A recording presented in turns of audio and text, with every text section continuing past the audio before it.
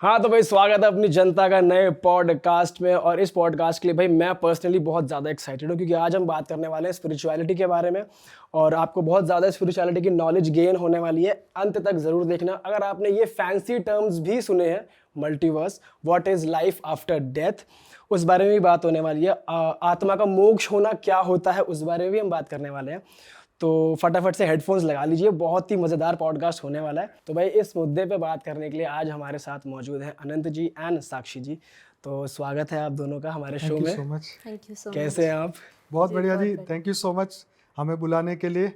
नहीं नहीं sir, thank you so much. आपने इतने बिजी शेड्यूल से हमारे लिए टाइम निकाला है। हमें बहुत खुशी है आज आप यहाँ पे आ गए हैं हमारे लिए। और सर जो आपकी वीडियोस हैं, मैं लोगों को बताना चाहूँगा, सर के यूट्यूब पे ये इतने इंटरेस्टिंग टॉपिक्स पे बात करते हैं। और सर के फादर ने, बापूजी ने एक बुक लिखी है लाइफ इन मल्टीवर्स। जो हमने ये टॉपिक देखा ना, तो हमें लगा, हम सब बहुत क्यूरियस होते हैं इन टॉपिक्स को जानने के लिए कि क्या होता है जब इंसान मर जाता है। और हमने बहुत सारी इस बात सुना है कि ये 3D वर्ल्ड चल रहा है, और भी डायमेंशंस है जिसको हम अपने 5 सेंसेस से नहीं सेंस कर सकते, बट वो है। जी, तो सर थोड़ा सा आप अपने बारे में इंट्रोड्यूस कीजिए, आप अपने फादर को इंट्रोड्यूस करिए ऑडियंस के लिए। आप एक संस्था रन करते हैं, तो उस बारे में भी बताइए। देखिए, हमारी संस्था, जो हमारे बापूजी दशरथ भाई पटेल मेरे फादर हैं, और 26 साल पहले अहमदाबाद में विश्व परिवर्तक ईश्वरीय विद्यालय करके एक संस्था बनाई उन्होंने। और तब से वहाँ पे वो ध्यान, मेडिटेशन और जो वेद और शास्त्रों का जो ज्ञान है वो सिखाना उन्होंने शुरू किया। तो उन्होंने इतनी तपस्या की है, इतनी तपस्या, मतलब वो अभी भी साल में सिर्फ एक ही बार पब्लिकली मिलते हैं, पर्सनली किसी से भी नहीं मिलते। और ये ज्ञान जो है उनके अंदर ये इमर्ज हुआ, उनको दिव्य दृष्टि के द्वारा उन्होंने पूरे अनंत ब्रह्मांडों को देखा। और जब मैं उस वक्त कॉलेज में था, मुझे याद है। सर मैं थोड़ा सा आपको कट करूँगा। द्रव्य दृष्टि के थ्रू अनंत ब्रह्मांड को देखा, इसका मतलब थोड़ा सरल भाषा में समझाइए। जी, तो अनंत ब्रह्मांडों को मतलब जैसे हम देखते हैं ना कि ये सोलर सिस्टम, राइट, गैलेक्सी। आज से 20 साल पहले अगर हमें कोई बोले कि ब्रह्मांड में कितनी, पूरे यूनिवर्स में कितनी गैलेक्सी है, तो कोई 1,00,000-2,00,000 से ज़्यादा नहीं बोल सकता था, क्योंकि कैमरे ने इतना बताया नहीं था। लेकिन अब जो पता चला कि ऐसे तो अनंत गैलेक्सियाँ हैं, राइट, हमारे यूनिवर्स में। और ऐसे कई यूनिवर्सेस जब बापूजी ने अपनी दिव्य दृष्टि से देखे, तो उनको पता चला कि ये तो सब मृत्युलोक है। जैसे हमारा यहाँ पे मृत्युलोक चल रहा है, ऐसे अनंत ब्रह्मांडों में ये मृत्युलोक चल रहा है, और यहाँ पे आत्माएं फंसी हुई है। उन्होंने बताया कि देवता, दानव, यक्ष, किन्नर सभी धरती पर आके मनुष्य बन चुके हैं। और जो हम देखते हैं 33 कोटि देवताएं, वो भी अभी धरती पर है। काफ़ी सारे, जो जैसे 50% आत्माएं फॉर एग्जांपल, वो सूक्ष्म जगत में है। जबकि सूक्ष्म जगत मतलब आप समझिए कि ये धरती लोक है, ठीक है, ये भूलोक है। भूलोक, भूगर्भलोक, स्वलोक, जनलोक, तपलोक, ऊपर ब्रह्मापुरी, विष्णुपुरी, शिवपुरी और परमधाम। तो ये ब्रह्मांड 14 लोकों का बना है, 7 लोक ऊपर और 7 लोक नीचे। तो ये हर जगह पे जीवन है। हम सिर्फ ये समझते हैं कि भी धरती पर जीवन है। अरे सूक्ष्म जगत में बड़े बड़े आश्रम, मंदिर, सब कुछ है। मार्कंड पुराण में आप जाके देखें, मार्कंड पुराण में लिखा हुआ है कि हमारे जो पूर्वज है वो गोले बना बना के उसमें रहते हैं। हाँ, एक लाइट के गोले जिसके अंदर हमारे पूर्वज सब रहते हैं। जब जब मौका मिलता है तब धरती पे आके वो जन्म लेते हैं। और बाकी वो ऊपर की दुनिया में आगे, क्योंकि सबको जाना कहाँ है, परम धाम। सबका मूल स्वरूप क्या है? सत्यचित आनंद स्वरूप। जिसे बोला ना कि परम धाम में हम ब्रह्म स्वरूप थे, आत्मा ही ब्रह्म है, राइट। अहम ब्रह्मास्मि, शिवोहम, सर्वोहम, हम सब शिव है। तो हमारे बापूजी ने ये समझाया कि शिव, महाशिव, परम महाशिव, ऐसी परम परम परम 500 बार लगाओ, इतनी बड़ी दुनिया है। और ये सब दिव्य आत्माएं सोल जर्नी करती करती इस वक्त इस ब्रह्मांड में आई है। और यहाँ से वो फंस गई है। जैसे वो पीके मूवीज में था ना, वो एलियन जाना चाहता था बट जा नहीं पा रहा था, ऐसे ही यहाँ पर आत्मज्ञान के बिना यहाँ से कोई ऊपर भी, दूसरे लोक में भी नहीं जा सकता। तो उसके लिए पहले तो सबको ये जानना पड़ेगा कि मैं कौन हूँ, कहाँ से आया हूँ, करना क्या है, यहाँ से कैसे मुक्त हो सकता हूँ, कैसे मेरा मोक्ष हो सकता है, कैसे मैं जीवन मुक्त हो सकता हूँ। तो ये बापूजी ने पूरा ज्ञान हमें समझाया कि ये है पढ़ाई, ये है स्टडी, ये है प्रैक्टिस। जैसे गीता में कहा हुआ है ना कि भाई तुम, जैसे बोलते हैं ना कि प्रैक्टिस मेक मैन परफेक्ट। तो ये मैं एक आत्मा हूँ, दिव्य आत्मा हूँ, मैं शरीर नहीं हूँ, मैं 84 लाख योनि का जीव नहीं हूँ। आपको सबसे पहला पार्ट ये कंफर्म करना पड़ेगा। तो ये एक पढ़ाई है। ये पढ़ाई में आपको धीरे धीरे अपने स्वरूप को जानना पड़ेगा, उस पर विश्वास लाना पड़ेगा, तभी आपका अंत मते सो गति, मतलब मृत्यु के समय पे आप जो सोचोगे ऐसी ही गति आपकी होगी। नहीं तो हमें पता ही नहीं है कि हमें ऊपर की दुनिया में वहाँ से आए हैं और वहाँ जाना है, तो हम तो यहीं भटक जाएंगे। काम, क्रोध, लोभ, मोह, अहंकार की ये दुनिया है, क्योंकि हमें हर दिन माया अपनी ओर खींच रही है। हाँ, तो माया में हमारी बुद्धि बार बार भटक रही है, तो हम अपनी आत्मा के ऊपर बुद्धि लगा नहीं पा रहे, हम आत्मा के स्वरूप को जान नहीं पा रहे, और यही हमारे दुख का कारण है। ये बंधन, राइट, ये बंधन क्या है? जो हमने पकड़ के रखा है, दुनिया ने नहीं पकड़ा, हमने दुनिया को पकड़ रखा है, राइट। देह भाव का अभ्यास हमने बढ़ाया है, हमने आत्म भाव का अभ्यास नहीं, खो दिया है। मैं आत्मा हूं, ये बोलने में लोगों को शर्म आ रही है। मैं दिव्य आत्मा हूं, चैतन्य आत्मा हूं, परम परम परम आत्मा हूं, कोई नहीं बोलता। और यही तो सबसे बड़ा दुख का कारण है, क्योंकि हमने इस बंधन को स्वीकार किया है, हमने इस देह को स्वीकार किया है, इसलिए बुद्धि यहाँ रह जाती है और हम दुनिया को नहीं छोड़ पाते। जैसे शंकराचार्य जी ने कहा ना कि ब्रह्म सत्य जगत मिथ्या, जगत मिथ्या है, पर हम माने तो ना, हमें तो यही सच दिखाई दे रहा है, क्योंकि सभी लोग ये बोल रहे हैं कि अरे मेरे को तो ये करना है, ये करना है, बड़ा बनना है, बड़ा बनना है। पर कितना बड़ा बनना है? अरे तुम्हारा वास्तविक स्वरूप ही इतना बड़ा है, पर तुम अपने आप को एक मानव, एक मनुष्य मान लो। यही बड़ा दुख का कारण है।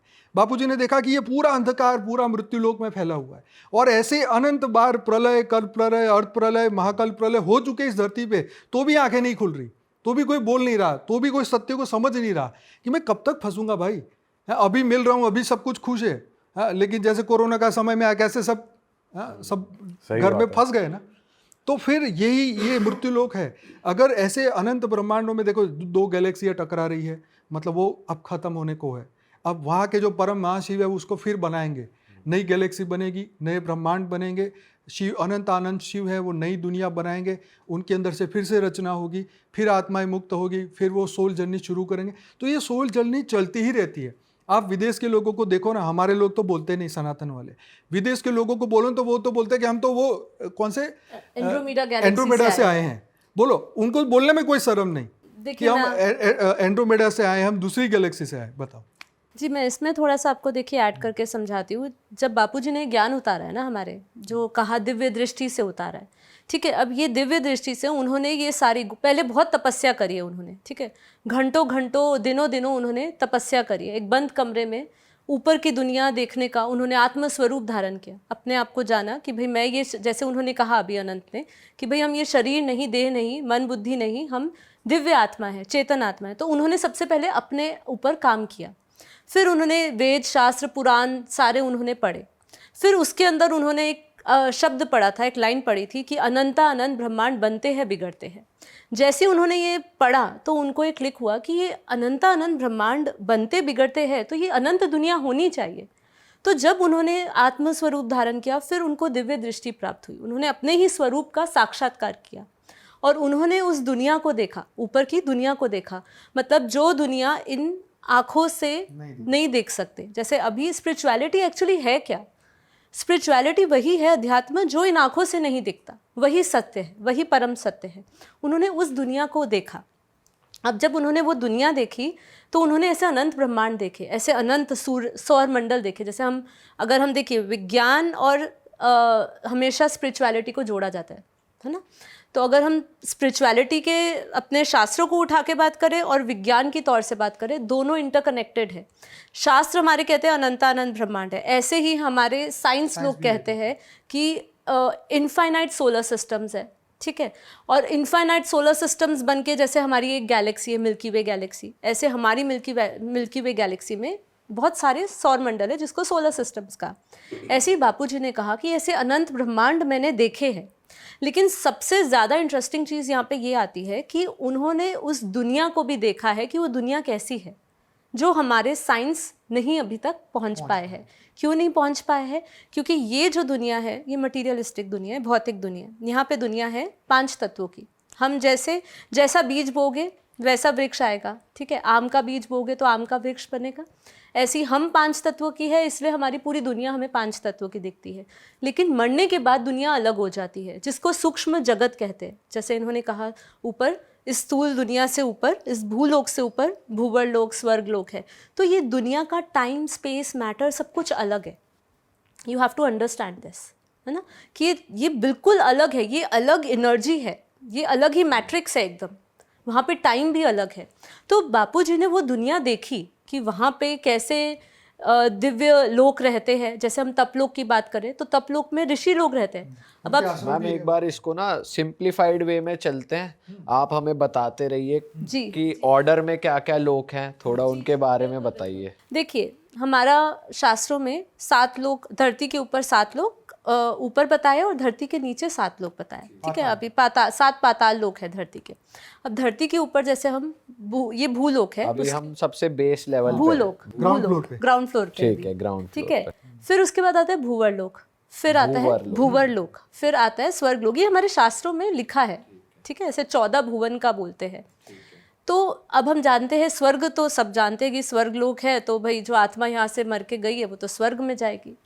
लेकिन वो स्वर्ग कैसा है, कौन से तत्व है वहाँ पे? तत्व तो आप समझते हैं, एलिमेंट्स, ठीक है। हम 5 एलिमेंट्स के हैं, आकाश, वायु, अग्नि, जल, पृथ्वी। पर जब मनुष्य मरता है, ठीक है, तो उसके 5 तत्वों में से 2 तत्वों को जला दिया जाता है। जैसे धरती, मिट्टी में चली जाती है, और जो जल तत्व है वो अग्नि तत्व, अग्नि जब जलाया जाता है तो जो जल है वो इवेपोरेट हो जाता है। तो उसका शरीर रहता है 3 तत्वों का, जो है आकाश, वायु और अग्नि। अब ये 3 तत्वों के शरीर को ही सूक्ष्म शरीर कहते हैं, राइट। और यही सूक्ष्म दुनिया है, इसी की सूक्ष्म दुनिया है। ये सूक्ष्म जो शरीर है यही ये आत्मा ही है?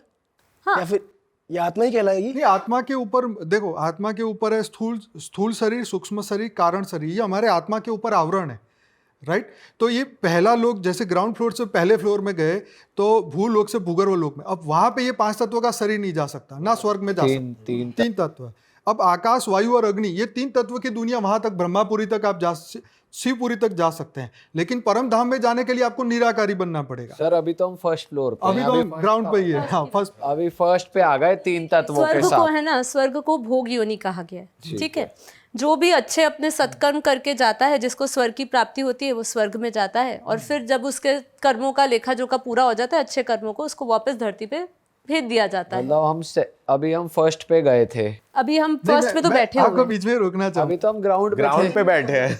मैं आपको समझा, देखो ग्राउंड फ्लोर पे तो हम हैं, लेकिन भूलोक से ऊपर भूगर्भ लोक, जहाँ पे भूगर्भ लोक का एग्जाम्पल आप सुनिए। जैसे कहता है ना, गांधर्व कन्या आती थी धरती पे, सुना है आपने? नहीं सुना? शास्त्र में लिखा हुआ है कि गांधर्व कन्या से इसका शादी हुई। सुना है ये सुना है? ये भी नहीं सुना। तो गांधर्व कन्या, तो जो ऊपर देखो, पहला, दूसरा और तीसरा, हाँ, भूगर्भ लोक और स्वलोक, 3 लोक की बातें समझो, ये मेन है। तो ये तीनों में देवता तीसरे लोक में रहते थे, ये दूसरे लोक में गांधर्व लोक, और धरती लोक पे हम मनुष्य लोग रहते। और नीचे जो पाताल लोक है उसमें राक्षस रहते थे, ठीक है। उनको पहले बंटवारा किया था, भाई तुम ऊपर रहो, तुम नीचे रहो, ताकि तुम्हारा झगड़ा ना हो। लेकिन वो जो पाताल वाले कहते थे कि हम तो यहीं पर ही आएंगे। और जो इंद्र थे, राजा इंद्र, वो तीनों लोक के मालिक थे, उनकी इच्छा के बिना पत्ता नहीं हिल सकता। अब नीचे असुर बोलते कि हम इस पे भी कब्जा करेंगे, फिर स्वर्ग में भी पहुंचेंगे और ब्रह्मापुरी में भी जाएंगे, उनका भी स्वर्ग लेंगे। तो ये कहने का मतलब ये है कि जो 3 लोक हैं, इसमें लड़ाइयाँ चलती रही, नीचे से लेके ऊपर तक चलती रही, ठीक है। तो हम तीसरे, अब आप समझ गए, भूलोक, भूगर्भ लोक, स्वलोक, 3 लोक को समझ लिए। अब उसके ऊपर है तपलोक। अब जो स्वर्ग का सुख नहीं चाहते कि भाई स्वर्ग का सुख है क्या, तुच्छ है, ये मानुषी सुख है जो हम धरती पे देख रहे हैं, ये मानुषी सुख है। मानुषी सुख की व्याख्या ये है कि धरती का एक ही राजा हो, एकदम ज्ञानी हो, शरीर से एकदम स्वस्थ हो, ज्ञान हो, एकदम स्वस्थ हो, और वो जो पूरी दुनिया का राजा बन के जो सुख प्राप्त करेगा उसको मानुषी सुख बोलते हैं। और ब्रह्म सुख वो बोलते हैं जिसको ऐसे अनंत मानुषी सुख से भी ज्यादा है, वो है ब्रह्म सुख, जो ज्ञान समझने के बाद जो सुख की अनुभूति करता है, ब्रह्म स्वरूप की अनुभूति करता है, वो है ब्रह्म सुख, है ना। तो कहने का मकसद ये है कि हमने ये डिफाइन है, जैसे हम कहते हैं कि मारुति में बैठ के क्या मजा आता है, मर्सिडीज में क्या आता है, उससे बड़ी 5 करोड़ की गाड़ी में क्या मजा आता है। तो यही मजा जो है हमारे ज्ञान में, हमारे विचार में, हमारे विचारों में है कि मैं अब दिव्य आत्मा हूं, मुझे ये ज्ञान हो गया, तो मैं धरती के सुख और दुख से ऊपर उठ गया ना। जब आपको ये समझ आ गया कि मेरा आखिरी जन्म है और जो कर्म फल मेरे बाकी में चुका रहा हूं, तो अब आपको दुख नहीं रहेगा नहीं रहेगा। आपको बोले कि भी आपको अभी काला पानी की सजा भुगतनी है, अगले जन्म में यहाँ जाना है, अगले जन्म में अफ्रीका में पैदा होना है, अगले जन्म में जाके तुम्हें खाना भी नहीं मिलेगा, वहाँ जीना है, तो तुम तो अभी से ही टेंशन में, क्योंकि मृत्यु लोक में हम अज्ञान में है और जीवन मृत्यु को समझ नहीं सकते, और ज्ञान और अज्ञान का हम फर्क नहीं समझ सकते। तो सुखी कैसे हो सकते हैं? सुख तो तब मिले ना जब तुम्हें सच्चा ज्ञान मिले, जब तुम्हारा अज्ञान खत्म हो। तो ज्ञान ये है, अज्ञान तो अनलिमिटेड है। पर सर कहते तो ये हैं कि जैसे आप स्वर्ग में चले गए तो आप वहीं रहते हो, वहां पे जाना एक तरीके से लास्ट रिजॉर्ट उम्र है ना, होता है। उसकी भी एक उम्र है। अच्छा। जैसे धरती लोक के शरीर की 100 साल की आयु है, तो देवताओं का भी एक उम्र फिक्स है कि ब्रह्मा का एक दिन में जब प्रलय होगा तो देवता भी खत्म हो सर जाएंगे। देवताओं ने तो वो अमृत पिया था, तो वो तो कहते हैं वो अमर हो गए। नहीं, वो तो ब्रह्मांड का एक आयु है ना। ये जब एक ब्रह्मांड पूरा समाप्त होता है तो सभी जिस योनि में जो भी आत्माएं हैं वो सभी एक शिव में समा जाती है। तो उन्हें मतलब दोबारा अमृत पीना होगा तब जाके वो फिर वो होंगे हाँ, वो तो immortal। उनको फिर से ये ड्रामा बनता है, फिर से सृष्टि बनती है, फिर ये सतयुग, त्रेता, द्वापर, कलयुग, 4 युग फिर होते हैं, फिर ये मंथन होगा, फिर अमृत निकलेगा, फिर तो ये सब फिर से होगा। ये चलता ही रहता है, ये एंडलेस ड्रामा है। हमारे शास्त्रों में है ना, ये पूरे धरती का समय दिया हुआ है, पूरे ब्रह्मांड का भी समय दिया हुआ है, ठीक है। जैसे कि अर्ध प्रलय भी होती है, प्रलय भी होती ये है। समय बताइए आप। हाँ, अर्ध प्रलय भी होती है। पहले तो सबसे पहले नित्य प्रलय, नित्य प्रलय जो होती ही रहती है, हर पल हमें होती हर पल होती है, हमें पता ही नहीं चलता। देखिए ना, छोटी छोटी प्रलय चलती रहती है धरती पर। फिर होती है अर्ध प्रलय। तो अर्ध प्रलय में हमारा पूरा जो, जैसे चतुर्युग आपको पता नहीं होगा, जैसे 4 युग, सतयुग, द्वापर, त्रेता, कलयुग, जब ये 4 युग पूरे हो जाते हैं तो अर्ध प्रलय होती है। तो अर्ध प्रलय के टाइम जो अच्छी आत्माएं हैं, जो पॉजिटिव आत्माएं हैं, जिसको सत्व प्रधान आत्माएं कहती है, वो बचती है, बाकी सब खत्म हो जाती है। 3 लोग से ऊपर चली जाती है, क्योंकि वो उस वक्त स्वर्ग भी खत्म हो जाता है। मैं आपको जैसे समझाती हूँ, आपने थोड़ा सा इतना तो आपको आइडिया होगा, जैसे विष्णु पुराण देखा होगा, तो विष्णु पुराण में जब जल प्रलय होने वाला होता है तो वो मत्स्य अवतार में आते हैं विष्णु जी, और अपनी नैया में बीज बीजों को उठा के इकट्ठे करके उनको सेफली ले जाते हैं, और फिर जल प्रलय हो जाती है। तो ये जो समय है ना, ये जो है, ये प्रलय का समय होता है। जब प्रलय होती है तो पूरी मनुष्य सृष्टि खत्म हो जाती है, ठीक है। ये हमारे शास्त्रों में से, हम अपनी जेब से नहीं लगा रहे। अब यहाँ पे उन्होंने समझाया कि एक कल्प प्रलय होती है। अब जैसे आपने कहा ना कि क्या स्वर्ग भी खत्म होता है, मतलब वहाँ तो अमर हो जाते हैं, लेकिन हमारे शास्त्रों में बताया है कि जब कल्प प्रलय होता है तो ये तीनों लोक खत्म हो जाते हैं, भूलोक, भूवर्लोक, स्वर्गलोक। जो इनसे अच्छी आत्माएं हैं, देखिए मैं आपको धीरे धीरे, हम डायमेंशंस की जब बात करेंगे तब आपको पता चलेगा, जो हाई पावरफुल सोल्स होती है वो ऊपर के डायमेंशंस में चले जाती है। ये जो हम आपको लोक समझा रहे हैं, ये लोक कुछ भी नहीं, डायमेंशंस है, ठीक है। आप इसको, आप लोग साइंस की भाषा में बात करें तो डायमेंशन है। आप इसको थर्ड डायमेंशन कह सकते हैं कि भाई ये धरती से ऊपर तीसरा लोक है, तो थर्ड डायमेंशन है। वहाँ का टाइम भी अलग होगा, वहाँ की एनर्जी भी अलग होगी, मैटर भी अलग होगा, ठीक है। तो वहाँ का समय जब पूरा हो जाता है, जब कल्प प्रलय होती है, तो स्वर्ग लोक तक सब खत्म हो जाता है। और जो अच्छी दिव्य आत्माएं होती है, जो पावरफुल आत्माएं होती है, जैसे इससे ऊपर हमारा महर लोक आता है, जन लोक आता है, तप लोक आता है, तो वो तपस्वी आत्माएं होती है, जिनको इन्होंने जैसे कहा कि स्वर्ग का सुख नहीं चाहिए होता है, तो वो ऊपर चली जाती है। और फिर जब वापस जब सृष्टि की क्रिएशन होती है, तब वो वापस आ जाते हैं धरती पर फिर क्यों फंसते हैं? अगर वो इतनी पावरफुल सोल्स हैं तो वो क्या अपनी मर्जी से आते हैं, या फिर उन्हें भी, वो भी तो फिर फंसी गए इसी साइकिल में? पर्पस होता है। जैसे आपने सुना है कि सप्तऋषि, तो जब ये ब्रह्मांड नया बनता है तो ये सप्तऋषि तो अपने अपने लोक में चले जाते हैं ऊपर, लेकिन ये ब्रह्मांड के कल्याण के लिए फिर अपने नए नाम और नए रूप के साथ आते हैं। जिन आत्माओं को अपना पर्पस पता है कि मेरा ये पर्पस है, तो वो तो अपनी ड्यूटी नहीं भूलते हैं।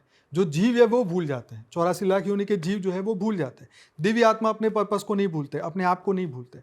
हमारी आत्मा में वो रिकॉर्डिंग है, कैसे भूलेंगे आप? जैसे आपको इस शरीर का पूरा ज्ञान है, आपको रात को सपने में भी पूछोगे तो अपना नाम सही बताओगे, या आप सपने में भी किसी को मिलोगे तो अपनी ही बात करोगे, जी मैं यूट्यूब चैनल बनाता हूँ, ये समझाता हूँ, आप आइए पॉडकास्ट में, हम ये बात करेंगे सपने में। तो ऐसे ही हमने जो आत्मा में रिकॉर्डिंग है, हम वही करने वाले हैं। बट उनका वापस धरती पे आना तो कुछ 1000 साल बाद होता होगा ना, जब वापस से क्रिएशन होगा यूनिवर्स का। जी जी जी, जैसे पूरे ब्रह्मांड का समय बताया 43,20,000 साल, ठीक है। जब ये समय पूरा होता है तब समझो चक्र पूरा हुआ, फिर नया सतयुग शुरू होगा, ठीक है, फिर त्रेता आएगा, फिर द्वापर आएगा, फिर कलयुग आएगा, फिर ये चक्र खत्म होगा। तो ये एंडलेस साइकिल है। और जो सर आपने ये तो बताया कि स्वर्ग, भूलोक, भूवर्लोक और स्वर्गलोक तक तो साइकिल खत्म होती रहती है, जैसे आप वो बता रहे थे। अब ब्रह्मांड की भी होती है, पर जैसे अभी हम इससे ऊपर के 7 लोक की बात कर रहे थे, और धरती के नीचे 7 लोक और है। जैसे हमने कहा कि वहाँ पे राक्षस, दानव योनि के लोग रहते हैं। तो जब महाकल्प प्रलय होती है, ये थी कल्प प्रलय। अब ये हमारे शास्त्रों में महाकल्प प्रलय के बारे में भी कहा है, जब ब्रह्मा के 100 साल पूरे हो जाते हैं। ब्रह्मा की भी आयु है, ठीक है, ब्रह्मा के जब 100 साल पूरे हो जाते हैं तब महाकल्प प्रलय होता है, और उस समय ये पूरा ब्रह्मांड, इस ब्रह्मांड के अंदर क्या क्या आया, अभी हमने 3 लोक समझे, इसके ऊपर महर लोक भी है जहाँ महर ऋषि जैसी आत्माएं रहती है। जैसे आपने कहा जो आत्माएं ऊपर चली जाएगी वो धरती पर क्यों आना चाहेगी, तो ऐसी कई आत्माएं हैं जो ऊपर लोक बैठी है, तपस्या कर रही है, और वो ब्रह्म स्वरूप होना चाहती है, मतलब वो परम धाम जाना चाहती है। हमारे शास्त्रों में इस ब्रह्मांड के सबसे ऊंच से ऊंच धाम बोला परम धाम, ठीक है, तो वो उस परम धाम तक जाना चाहती है, तो ऊपर भी तपस्या कर रही है। ऊपर जैसे आपको कहा सूक्ष्म जगत है, ऊपर भी पढ़ाई है, ऊपर भी पढ़ाई होती है। जैसे यहाँ Practice पे हम देखते हैं स्कूल्स, कॉलेजेस, जैसे हम देखते हैं यहाँ पे चर्चेस, मंदिर, वैसे वहाँ पे भी है, पर वो सूक्ष्म दुनिया, इन आंखों से नहीं देख पहले सकते। अध्यात्म का ज्ञान दिया जाता था ना पूर्व काल में, जैसे रामायण, भगवान राम भी गुरुकुल में गए तो दिया जाता था ना। अब तो ये सिस्टम यहाँ खत्म हो गई, लेकिन सूक्ष्म जगत में तो चालू है ना। अगर कोई अपने गुरु को बहुत फॉलो करता है और गुरु मृत्यु के बाद अगर उनका वहाँ पे आश्रम है और वहाँ रहते हैं, तो उस चेले की आत्मा जब यहाँ से मुक्ति होगी, उसकी शरीर छूटेगा, तो वो अपने साथ ऊपर ले जाएगी, ऊपर बुला के फिर तपस्या कराएगी, ऊपर वो ज्ञान दिया जाएगा ताकि वो मोह माया से छूटे। जो उनको नाम दान दिया गया है वो ही करते करते वो वहाँ पहुँचे, और वहाँ से फिर ऊपर उनको भेजा जाएगा। तो जो आपके फादर ने, बापूजी ने ये दुनिया देखी, तो वो क्या मतलब क्या बताते हैं, क्या वो ऐसी दुनिया है कि लोगों, क्या है वो सिर्फ सोल्स की दुनिया है, क्या क्या आपको क्या समझ आया? बापूजी ने तो एक वीडियो में बोला कि जब धरती पे 2050 का समय आएगा तो ऐसी परम तत्व और परम लाइट की दुनिया होगी इस धरती पे। यहाँ पे पेट्रोल डीजल, 20 साल पहले हमें बोलते थे कि पेट्रोल डीजल से गाड़ियाँ नहीं चलेगी, तो आने वाले समय हवा से गाड़ियाँ चलेगी, वो हमें 20 साल पहले बोलते थे। वो बोलते थे उस वक्त ना मोबाइल नए नए निकले थे, तो मोबाइल में मतलब 15-16 रुपये इनकमिंग आउटगोइंग थे, तो बापूजी बोलते थे कि लारी वाला भी फ़ोन यूज़ करेगा। तो हमें एक डर होता था कि यार ये कैसे हो सकता है, लेकिन देखो 20 साल में पूरी दुनिया बदल गई। तो उन्होंने ऐसा बोला है कि गाड़ियां उड़ेंगी उस टाइम पे 2050 की अगर पूरी बात करें। पूरा लाइट की दुनिया होगी, पूरा परिवर्तन ही होगा। अच्छा। जबरदस्त, यही तो मैसेज देना चाहते हैं। भविष्यवाणी में काउंट होगा या फिर ये टाइम ट्रैवल में काउंट होगा, उन्होंने जो देखा है? हाँ, क्या नहीं, ये किसमें टाइम काउंट- ट्रैवल में ही होगा, क्योंकि ये परिवर्तन हर पल होता रहता है धरती का। समझो, ये रियल वर्ल्ड चेंज होगा, रियल वर्ल्ड चेंज होगा। जैसे आज से 20 साल पहले लैपटॉप और ये मोबाइल और ये कोई, हाँ, हमने दिमाग में भी नहीं था, आइडिया भी नहीं था, लेकिन ये दुनिया तो पहले भी थी ऐसी। हाँ, तो जब बापूजी ये देखते हैं वो कितने कॉन्शियस रहते हैं, कितने अलर्ट रहते हैं जब वो मेडिटेट करते होंगे देखते टाइम, राइट? जी, तो वो कितने सेंसेस में देखिए होते वो हैं जब जब मेडिटेशन करते हैं, वो इस ध्यान अवस्था में जाते हैं, गहरी समाधि अवस्था कह सकते हैं। उस अवस्था में जब वो जाते हैं तो वो अपने अनकॉन्शियस माइंड को भी टैप करते हैं। उनका अनकॉन्शियस माइंड में ये सभी, अनकॉन्शियस माइंड एक्टिव हो जाता है और वो ये सब दुनिया देखते हैं। वो सबकॉन्शियस माइंड में उनका डाउनलोड होता है फिर ये सारे मैसेजेस, ये सारी दुनिया वो देखते हैं, और फिर वो कॉन्शियस माइंड में जब आते हैं तो वो इसका थोड़ा सा हमें अंश बताते हैं, है ना। तो ये एक बहुत गहरी अवस्था है जिसमें वो पूरी क्योंकि क्या दुनिया है को कि देखते YouTube हैं। में भी ऐसे लोगों का माइंड अभी बने नहीं है कि ये दुनिया को समझे, फिर भी जितना वो समझ सके उतनी तो बातें हमने करी है अपने चैनलों में भी। थोड़ी उस बारे में बात करते हैं। आपने कहा था कि उन्होंने एलियंस को भी देखा है, और आज की डेट में जो आमतौर पे एलियंस की अवस्था है वैसी वो उन्होंने नहीं देखी है। मतलब वो 5 तत्वों वाले नहीं होते हैं, वो आकारी रूप में होते हैं, वो प्रकाश के होते हैं। जैसे हम शैडो को देखते हैं ना, छाया देखते हैं ना ब्लैक कलर की, ऐसे ही वो आकार में होते हैं। ठीक है, जैसे हमें तो पता है शैडो हमारे आकार से बना है, तो उनका भी आकारी रूप होता है। वो आकार रूप में होते हैं, वो आंखों से दिखने वाला नहीं होता। जैसे गीता में क्या बोला है, जो दिखता है वो नाशवंत है, जो नहीं दिखता वो सत्य है। तो हमारी आत्मा का रूप क्या है बताइए, कोई नहीं जानता, साइंस ने भी नहीं निकला। तो साइंस जो हमारी आत्मा का रूप है ना, अभी निराकारी, आकारी और साकारी 3 अवस्थाएं हैं। तो धरती लोक पे हम साकारी 5 तत्वों के मनुष्य में हैं, लेकिन जब हम स्वर्ग में चले जाते तो यही जो आकाश, वायु, अग्नि का जो हमारा रूप है वो तत्वों का एक अलग बन जाता है, जो लाइट का जिसे कहा जाता है। आप देखेंगे तो मनुष्य के जैसे ही देवता दिखते हैं, लेकिन उनकी आत्मा में और उनके शरीर में वो प्रकाश की काया है, राइट। और जैसे जैसे ऊपर जाएंगे वो प्रकाश बढ़ता जाएगा, और परम धाम में आत्मा निराकारी होगी, प्योर व्हाइट लाइट बिंदु, प्योर व्हाइट लाइट बिंदु। इसलिए बोलते हैं कि यहाँ पर हमारी आत्मा रहती है, सूक्ष्म और प्योर व्हाइट लाइट है, और हमारी आत्मा जो है वो परम तत्व और परम लाइट से बनी है, राइट। तो ये हमारी आत्मा का मूल स्वरूप है। तो आत्म स्वरूप ये है। हाँ, तो जो एलियन की बात हो रही थी, तो एलियन का भी वो अपना रूप बदल लेते हैं, राइट। अच्छा। वो चाहे ऐसी बॉडी धारण कर सकते हैं, वो चाहे फॉरेनर्स का रूप ले, चाहे वो ह्यूमन मनुष्य का ले, चाहे अफ्रीका वाला, जो शरीर जो चाहे वो बना सकते हैं। तो ये उन्होंने सिर्फ एलियंस को, जैसे हम एलियंस को देखते हैं उनकी बॉडी शेप अलग होती है, जी। तो जब बापूजी ने देखा है, मैं ये जानना चाहता हूँ, वो सिर्फ एक मल्टीवर्स में या पैरेलल वर्ल्ड में रहने वाले लोग हैं, या फिर वो एक्चुअल में एलियन उन्होंने नहीं डिक्लेयर देखो, कर दिया? एलियन का मतलब ये जो हमारे ग्रह के नहीं नहीं है, है। बाहर से है, परग्रही, परग्रही, दूसरे ग्रहों से आने वाले। अब वो जब वो जर्नी करते हैं तो हमारे बापूजी ने सोल जर्नी के एक वीडियो में बताया कि वो निराकारी रूप में एक यान बनाते हैं और उसके अंदर कुछ आत्माएं साथ में बैठ के 100, 200, 1000, 2000 वो यान लेके एक ब्रह्मांड से दूसरे ब्रह्मांड, दूसरी गैलेक्सी या घूमते घूमते वो घूमते रहते हैं और आके देखते हैं। क्योंकि क्या होता है कि ये घूमते घूमते ये बहुत समय निकल गया है, तो कई आत्माएं घूमते घूमते धरती पे आके मनुष्य बन गई है, तो वो उनको ढूंढ रहे हैं, वो लोग भी ढूंढ रहे हैं कि हमारे लोग कहाँ हैं। तो वो लोग मैसेंजर, धरती पे मैसेंजर बन के आते हैं, मैसेज देते हैं कि चलो ये धरती पे ये विनाश होने वाला है, चलो वापस अपनी दुनिया पे। इसीलिए ये आज के ये जो साइंटिस्ट वाले लोग हैं वो कहते हैं चलो मंगल पे चलते हैं, चलो दूसरी गैलेक्सी चलते हैं। क्यों? क्योंकि पता है कि ये धरती पर अब धरती के पास, वो कौन से थे आइंस्टाइन, ये कौन थे जिन्होंने बोला था कि धरती के पास 100 साल भी नहीं है, जो हैंडीकैप थे, क्या नाम थे? Stephen Hawkins. उन्होंने बोला था कि अब धरती के पास 100 साल भी नहीं है। अब सोचो, साइंस वाला अगर ये बोलता है तो उनकी, चलो हम साधु संतों की बात को अलग लेते हैं, पर साइंस वाले जब बोलते हैं, क्योंकि रिसोर्सेज रोज कम हो रहे हैं, राइट? तो धरती से अगर मनुष्य जाति चलेगी तो आत्माओं का क्या होगा? आत्मा तो जैसे बोलते हैं अजर अमर अविनाशी है, और अभी तो समय का समय भी बाकी है धरती पे, तो ये आत्माएं सूक्ष्म रूप में रहती है। जब तक ये धरती पे फिर से वापिस ये पृथ्वी अच्छी नहीं बनती, फिर जब समय आता है तो वो धरती पे आते हैं और फिर मनुष्य सृष्टि की शुरुआत होती है। तो ये एलियन बदलते रहते हैं अपने रूप, और वो आ चुके हैं और कांटेक्ट में है। हर साल 6000 बार तो अमेरिका में दिखाई देते हैं यूएफओ। एरिया 51 के बारे में सुना होगा शायद आपने। अभी भी रिसेंटली दो दिन पहले हुआ है। यूएफओ दिखाया इम्फाल एयरपोर्ट इम्फाल पे। में हुआ है। इनफैक्ट इंडियन गवर्नमेंट ने एक वो भी बंद अपना किया था, जेट भी भेजा, बट वो डिसअपियर हो गया। डिसअपियर हो गया। तो ये तो परम सत्य है, बापूजी तो बोलते हैं। पर क्या है कि अब दुनिया वाले लोग तो आंखों से देखी हुई बातें मानते हैं ना। और आपको पता है जैसे जो अमेरिका के जो है उन्होंने भी ये बोला है कि ये एलियन आते हैं, ये सच है, ये झूठ नहीं। पर हमारे आध्यात्मिक लोग नहीं बोलते, इनको बोलना चाहिए, सनातनियों को बोलना चाहिए, जो दिव्य दृष्टि रखते हैं उनको बोलना चाहिए। ये हमारे देवी पुराण में लिखा है कि जब हमारे ब्रह्मांड के ब्रह्मा को अहंकार हुआ तो उनको यान में बिठा के उन्होंने दूसरा ब्रह्मांड दिखाया, वहां के ब्रह्मा विष्णु शंकर दिखाया। हाँ, देवी पुराण में लिखी हुई बात है। दूसरे ब्रह्मा विष्णु शंकर को उन्होंने देखा तो उन्होंने पूछा ये कहाँ से आए, ये कौन है? तो ये क्योंकि हमें भी वंडर लग रहा है ना कि अरे ऐसा हो सकता है, हमारे जैसी दूसरी पृथ्वी हो सकती है, हमारे जैसे लोग हो सकते हैं। मतलब पैरेलल यूनिवर्स की जब बात होती है तो बात तो सच है। तो जैसे अभी हम यहाँ बैठ के पॉडकास्ट कर रहे हैं, पैरेलल यूनिवर्स में चल रहा है ये? चलता होगा, हर जगह सब कुछ चलता होगा।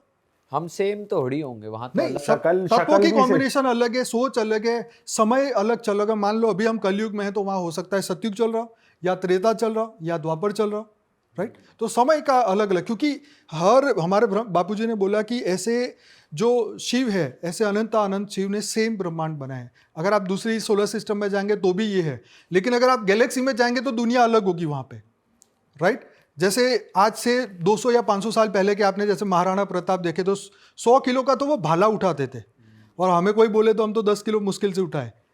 तो सोचिए वो आत्मा में पावर कितनी थी। तो ये कलयुग में क्या हुआ, तत्वों का इम्बैलेंस हो गया, तो इसलिए हवा पानी में ताकत नहीं रही, इसलिए शरीर में भी ताकत नहीं रही। इसलिए क्या हो गया कि हम तो बस यही सोच लिया कि हम तो यहीं के हैं, यहीं मरेंगे, यहीं जिएंगे, और हमारा कुछ हो नहीं सकता। लेकिन रियल में हमारी आत्मा में अनंत सूर्यों की शक्ति है। जब ये ज्ञान जागृत होता है, आत्मा का बल बढ़ता है, आत्मबल बढ़ता है, आत्मबल बढ़ता है, तब हम कर्म बंधन से बाहर निकलने का पुरुषार्थ करते हैं। तब हमें लगता है कि ये जगत मिथ्या, ब्रह्म सत्य है, हमारी आत्मा का स्वरूप सत्य है। अगर ये धरती पे कल भी कुछ भी हो जाए तो भी मैं वो परम आत्मा हूं, मैं अपने लोक में वापस पहुंच जाऊंगा। मैं फंसने वाला नहीं हूं, मैं बंधन में रहने वाला जीव नहीं हूं, राइट? मैम मैं ये पूछना चाह रहा था आपसे कि जैसे अभी हम बात कर रहे थे कि जो मनुष्य है वो तो इस वर्ल्ड में जहाँ जिस योनि में हम हैं वो मिथिकल चीज़ों में ज़्यादा रहता है कि गाड़ी चाहिए, काम हो जाए पूरा। तो बेसिकली इस योनि में इंसान को किस पे फोकस करना चाहिए, कहाँ ध्यान देना चाहिए? मतलब क्या काम पे, जैसे कहते हैं कि भाई कर्म करो, तो क्या कर्म करो, अपने परिवार को आगे बढ़ाओ या अपना काम करो? तो ये इस बारे में भी आप बता सकते हो कि क्या करना चाहिए मनुष्य को इस योनि में? देखिए, इस योनि में तो जो ये मनुष्य योनि मिली है व्यक्ति को, ये इसलिए मिली है जिससे वो परमात्मा की प्राप्ति कर सके, खुद को जान सके, और खुद के जानने के बाद अपने आत्मा की गति, जो अल्टीमेट सोर्स को मिलने वाली बात है, वहाँ तक वो पहुँच सके। क्योंकि देखिए अगर व्यक्ति इसी खाने पीने भोगने में लगा रहा तो उसके और एक पशु के जीवन में क्या फ़र्क है। वो भी खाता पीता भोगता है, वो भी अपने परिवार का ध्यान रखता है, वो भी बच्चों को खिलाता है। तो मनुष्य जन्म इसलिए ही मिला है, आपको वो विजडम इसलिए ही मिला है जिससे कि आप उस जीवन में परमात्मा प्राप्ति के लिए अपना जीवन लगा सके। तो इसलिए बहुत ज़रूरी है कि हर एक मनुष्य अपने आप को जानने के लिए अपना ये जीवन व्यतीत करे। देखिए मैं यहाँ पे एक बात कहना चाहूँगा कि देखो भौतिक जगत की प्राप्ति के लिए तो हर जगह पे पढ़ाई है कि MBA कर लो, फिर ये कर लो, PhD कर लो, डॉक्टर बन जाओ, ये सब कुछ है। लेकिन अध्यात्म के लिए अपने ओरिजिनल सोर्स को पाने की क्या पढ़ाई है? वो तो है ना सनातन ज्ञान। वही तो है ना कि ये वेदों पुराणों में पहले लोगों की क्या गति हुई है। हाँ, जैसे 7 दिन में परीक्षित को मोक्ष मिल गया तो हमें क्यों नहीं मिल सकता भाई? मिल सकता है ना।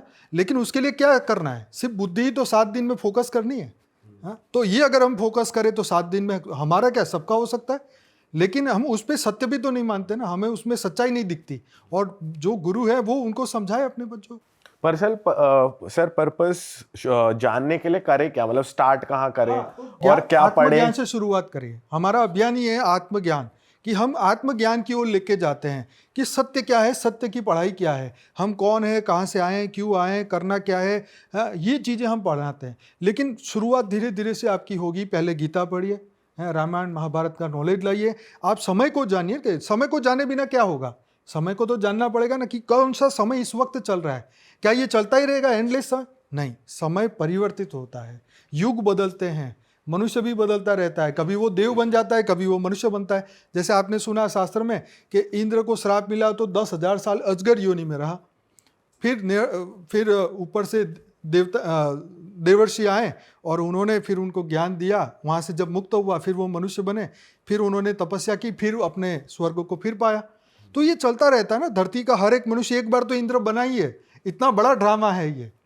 हाँ, ये गजब की बात है। तो ये बहुत समय चल चुका है ना धरती पे। 400 करोड़ साल करीबन ये होने वाले इस धरती पे। इतनी बार जीवन, इतनी बार मृत्यु, आप देखो एंडलेस साइकिल बन चुका है। इसीलिए अपने आप को जानना बहुत जरूरी है कि हम इससे निकले। क्योंकि सबसे बड़ा दुख कौन सा है जीवन में? जीवन और मृत्यु का।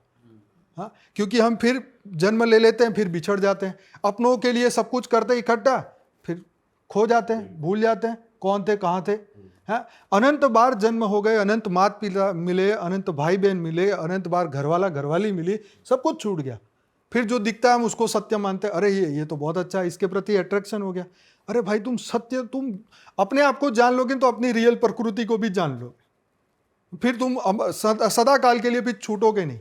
यही तो पढ़ाई है, यही तो जीवन है। हम आत्मा है, इसको जानना है, आत्मा के पार्ट को पक्का करना है। मैं देह नहीं हूँ, देह का अभ्यास बहुत हुआ, अब आत्मा का अभ्यास करो। दिन में 10, 20, 50 हजार बार संकल्प करो, मैं दिव्य आत्मा हूँ, चैतन्य आत्मा हूँ, परम लाइट, परम प्रकाश की आत्मा हूँ। तब जाके आपका देह का अभ्यास खत्म होगा। तब आपको लगेगा कि नहीं, अब मैं जीवन मृत्यु से, अब मुझे कोई फर्क नहीं पड़ता है कि जीवन में जो कुछ भी हो रहा है मेरे कर्म के अनुसार हो रहा है। थियरी ऑफ कर्म सीखना पड़ेगा, जैसे भगवान कृष्ण ने गीता में सिखाया। हाँ, फिर जो हम कर्म करेंगे उसकी फल की आशा नहीं रखनी। हाँ, जैसे हमने किसी को गरीब को खाना खिला दिया तो हम ये ना सोचे कि इसके बदले हमें स्वर्ग मिल जाए। आज लोग क्या करते हैं, मरने के टाइम पे अपनी प्रॉपर्टियाँ दे देते दान में कि चलो भाई मुझे स्वर्ग मिल जाए। और भाई स्वर्ग में भी तो टेम्पररी है, वहाँ पर भी जो सुख खत्म होगा, फिर नीचे आओगे, फिर ऊपर जाओगे, फिर नीचे आओगे। अरे इससे ऊपर उठे हो तो ही तो आत्मज्ञान है वो, कि तुम ब्रह्म स्वरूप बन जाओ। ब्रह्म ज्ञान होगा, पहले आत्मज्ञान, फिर ब्रह्म ज्ञान, और फिर तुम परम धाम में जाके शिवत्व को पाओगे, फिर तुम शिव समान बन जाओगे, ब्रह्म समान बन जाओगे। यही तो पढ़ाई है अध्यात्म। सर जैसे आपने कहा शिव, ब्रह्मा, विष्णु, महेश भी कई सारे हैं, बहुत। तो उनसे ऊपर कौन है? सबसे ऊपर कौन है? देखो, जैसे हमारे बापूजी ने बताया कि उन्होंने बताया कि शिव, महाशिव, परम महाशिव और परम परम महाशिव। तो ब्रह्मांड बनाया हमारे शिव ने, ठीक है, गैलेक्सी बनाई हमारे महाशिव ने, यूनिवर्स बनाया परम महाशिव ने, और मल्टीवर्स बनाया परम परम महाशिव ने। और ऐसे एंडलेस मल्टीवर्स और भी है जो परम परम परम परम अलग अलग कला से, अलग अलग पावर से बने। जैसे भगवान कृष्ण को बोला जाता है 16 कला संपूर्ण।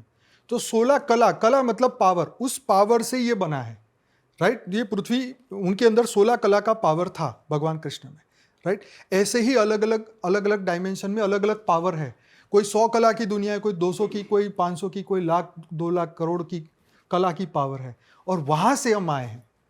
वो पावर हमारे भीतर बड़ा है। तो कोई नहीं है, सबकी पोस्ट तो फिर लेवल पे हुई ना। नहीं, उससे ऊपर बड़ा तो कोई, अगर वो मल्टीवर्स में जिसको सेम आप लेवल, कहते हैं उसको बेहद के परम पिता कहते हैं। बेहद, जिसको बापूजी ने बेहद का ज्ञान दिया, बेहद, कोई हद ही नहीं है, इनफाइनाइट, तो वो है बेहद के परम पिता, परम परम परम महाशिव, बेहद के परम महाशिव, वो है फाइनल अथॉरिटी। सर बातें तो बड़ी अच्छी हो रही है, मजा तो आ रहा है इन चीज़ों इसमें सर ये सबको ऐसा लग मजा रहा आ है कि ये सब हो तो रहा है, लेकिन अचीव क्या करना चाह रहे हैं? जैसे परम हाँ, परम yes, परम yes. शिव भी है, तो वो अचीव क्या करना चाह रहे हैं? मतलब मुद्दा क्या है बेसिकली? यस, ये हम आत्मा की स्टेज की बात। जैसे मैं 10 साल तपस्या करूंगा तो मैं क्या बनूंगा? दुनिया की भाषा में मैं एक साधु, संत, महात्मा, ऋषि, मुनि, तपस्वी बन गया ना। फिर बाद में क्या बनूंगा? ब्रह्मर्षि बन जाऊंगा। ब्रह्म का ज्ञान हो गया, ब्रह्मांड का ज्ञान हो गया, ब्रह्मर्षि बन गया। इस ब्रह्मांड के नॉलेज की बात है। तो जब मैं बेहद का ज्ञान समझ जाऊंगा, मैं बेहद की आत्मा बनूंगा, तो मैं फिर अपने परम पिता से मेरा कनेक्शन होगा, तो मैं सदा काल के लिए कभी भी मृत्यु लोक में नहीं फंसूंगा। ये है इसकी फाइनल रिजल्ट। ये बेसिकली है कि इस चंगुल से बाहर निकलना है। देखिए जैसे अभी आप कह रहे थे कि सब कुछ सेम ही लग रहा है, शिव, महाशिव, परम महाशिव, नहीं सेम नहीं है, इनकी पावर अलग अलग है। देखिए नहीं, मैं कह रहा था कि अगर मल्टीवर्स में भी सेम शिव एग्जिस्ट करते हैं तो उनकी पावर नहीं, सेम बट होगी। हम उनको डेजिग्नेशन दे रहे हैं कि वो परम, समझाने के लिए आपको। डायमेंशंस, देखिए डायमेंशन बिल्कुल ऑल टुगेदर डिफरेंट है। डायमेंशन को समझे, जैसे हम कहते हैं ना 3D 4D 5D 6D 7D, ऐसे 12D 14D ऐसे बोलते हैं, तो ऐसे ये अलग डायमेंशंस है। इस डायमेंशंस में टाइम भी अलग है, और सबसे बड़ी बात वहाँ पे है जो एनर्जी है वो अलग है। ठीक है, आत्मा अब की जैसे energy इन्होंने की। शिव बोला, महाशिव बोला, अगर हम बहुत डीप में जाए जो आज के ऑडियंस नहीं समझ पाएंगे क्योंकि हमारा ज्ञान बहुत ज़्यादा डीप है, बट अगर मैं आपको बोलूँ उनकी जो सेलेस्टियल पावर होती है, जैसे इन्होंने जो कला बोली, जैसे कृष्ण की बोली 16 कला है, ऐसी उनकी पावर है। ठीक है, जैसे जो शिव है वो लेस पावर का है, जो महाशिव है वो उनसे ज़्यादा पावर के, मतलब जो शिव है, महाशिव उनका क्रिएटर है, शिव का क्रिएटर महाशिव है। इसलिए शिवरात्रि हर महीने आती है, महाशिवरात्रि साल में एक बार आती है, क्योंकि ये महाशिव की रचना शिव है, इस ब्रह्मांड के शिव। अब इसके आगे समझिए, अब जैसे उन्होंने कहा शिव, महाशिव, परम महाशिव, अब यूनिवर्स को भी कोई चला रहा होगा। देखिए हम यहाँ सोलर सिस्टम की बात कर रहे हैं, गैलेक्सी की बात कर रहे हैं, यूनिवर्स की बात कर रहे हैं, इवन मल्टीवर्स की बात कर रहे हैं। अब आप सोचिए ये मल्टीवर्स और ये सब है क्या? अगर हम बोले, अगर साइंस की भाषा में बोले, all are these heavenly body, एक पत्थर है जो घूम रहे हैं अपनी अपनी एक धरा पर, ग्रेविटी है उनके अंदर, डार्क मैटर की बात हो गई, डार्क एनर्जीज की बात होती है, इस सब चीज़ों को कंपाइल करके हम बोलते हैं भाई ये मल्टीवर्स चल रहा है। ठीक है, अब इसको चलाने वाला तो कोई ना कोई होगा ना, कोई ना कोई क्रिएटर तो होना चाहिए ना चलाने वाला। जैसे हम सूर्य को बोलते हैं तो सूर्य देव बोलते हैं, तो सूर्य को चलाने वाला सूर्य नारायण है, इसलिए आप सूर्य नारायण को जल चढ़ाते हैं। ठीक है, ऐसे ही मंगल ग्रह की बात करते हैं तो मंगल को चढ़ाने वाले मंगल देव है, तभी आप उनको शांत करने के लिए भी स्टोन्स और ये सब पहनते हैं। ठीक है, तो ऐसे ही इस ब्रह्मांड को चलाने वाला शिव है। अब ऐसे अनंत शिव है, अनंत ब्रह्मांड है तो अनंत शिव भी होंगे, कोई ना कोई तो चला रहा होगा, हर एक ब्रह्मांड को उसका क्रिएटर चला रहा होगा।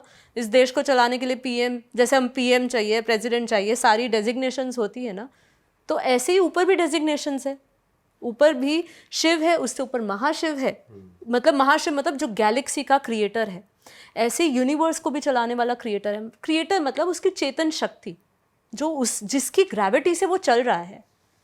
मैं फॉर एग्जांपल आपको एक एग्जांपल देता हूँ।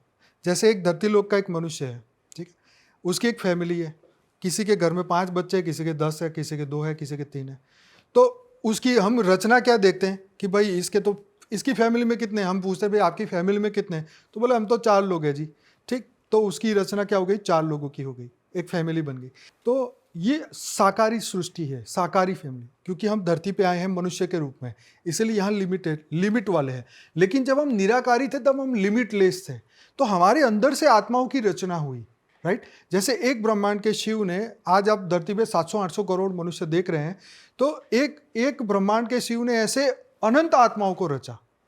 ठीक है, तो ऐसे ही हमारी भी कई रचना अनंत अलग अलग ब्रह्मांडों में है, अलग अलग गैलेक्सियों में है, राइट। तो हमारी रचना भी धरती पर आ चुकी है। यहाँ चाहे सूक्ष्म जगत में हो, कारण जगत में हो, महाकारण जगत में हो, अलग अलग डायमेंशन में हो, लेकिन जब मेरे भीतर जागृति आएगी तो मेरे भीतर से उनके भीतर भी वाइब्रेशन जाएंगे, वो भी जागेंगे, तो वो भी जागृति होगी। तो यहाँ पे धरती पे आने वाला कोई भी मनुष्य सामान्य नहीं है, पहली बात तो ये है। उसकी रचना बहुत बड़ी है। तो वो शिव, महाशिव, परम महाशिव की भी जबरदस्त रचना है जो यहाँ इन आंखों से देख नहीं सकते, सिर्फ इमेजिन ही कर सकते हैं। तो ये जब पल आएगा जागृति का, जब आत्मज्ञान का समय आएगा, तो धरती पे एक साथ में हजारों लाखों लोगों को आत्मज्ञान होने लगेगा। वो सब अपनी अपनी रचनाओं को समझेंगे, जानेंगे, पहचानेंगे, और ऐसे अनंत ब्रह्मांड जो मृत्युलोक में फंस चुके हैं उनको फिर वो बदलेंगे। हमारा काम है बदलाव, हमारा काम है स्व परिवर्तन का। मैं पहले जो ब्रह्म समान था मैं पहले बन जाऊं। मैं जो अभी काम, क्रोध, लोभ, मोह, अहंकार, वैर, द्वेष, वासना में हूं, मैं इससे मुक्त हूं। ये मेरा पर्पस है, स्व परिवर्तन। मैं स्व परिवर्तन करूंगा तो विश्व परिवर्तन होगा। मेरी रचनाओं में ऑटोमेटिकली परिवर्तन आएगा। मेरी सोच से पूरा वाइब्रेशन बदलेगा, मेरी सोच से पूरा परम लाइट, परम प्रकाश चारों ओर फैलेगा, और तब होगा महापरिवर्तन। तो हमारे बाबूजी कह रहे हैं कि जो परम परम परम महाशिव जो है इस मल्टीवर्स के रचयिता, वो इस पूरे मल्टीवर्स को बदलने वाले हैं, और वो आप नियर फ्यूचर में देखेंगे 5, 10, 15 साल में। बदलेगा कैसे, वो चेंज होगा कैसा, थोड़ा परम तत्व की दुनिया बनेगी, परम लाइट की बनेगी। जैसे ह्यूमन बॉडी है ना, ऐसी लाइट की बॉडी होगी, एंडलेस। मनुष्य की मृत्यु नहीं होगी, अमर होगा मनुष्य। पर वो ये 5 तत्वों का शरीर नहीं, मनुष्य इसलिए कह रहे हैं क्योंकि समझने में आसानी। बट ये तो बहुत आगे चल के होगा ना, अभी मैं 10-20 साल ज्यादा से ज्यादा, 20 साल में हो जाएगा ये तो कमाल की बात है ना कि ये बात है अवेकनिंग की, कितनी जल्दी आत्माएं जागृत होती है। देखिए, ये जो बापूजी कह रहे हैं ट्रांसफॉर्मेशन का, हमने जैसे परिवर्तन की बात करी, ये बहुत ही इंटरेस्टिंग टॉपिक है, और इसको आपको समझना ऐसे चाहिए, और यही हमारा लोगों को मैसेज है कि अब दुनिया ऐसे के ऐसे नहीं चलने वाली।